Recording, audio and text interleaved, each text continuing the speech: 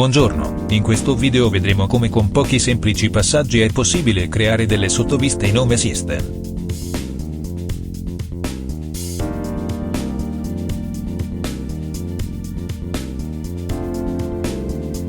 Innanzitutto, per declassare una vista, basterà selezionare nelle impostazioni il pulsante sottovista.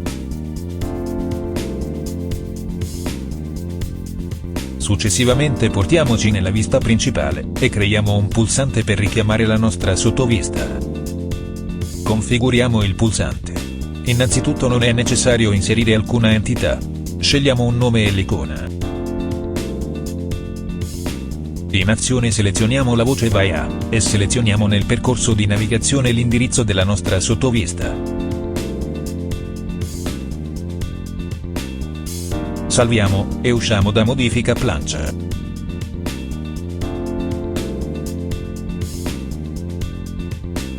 Ora sarà possibile dalla vista principale passare alla nostra sottovista, cliccando semplicemente sul pulsante appena creato.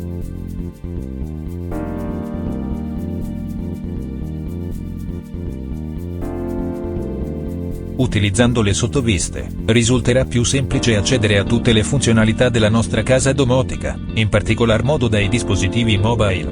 Buon divertimento! Se questo video è stato di tuo gradimento metti un like, e non dimenticare di iscriverti al canale. Al prossimo video!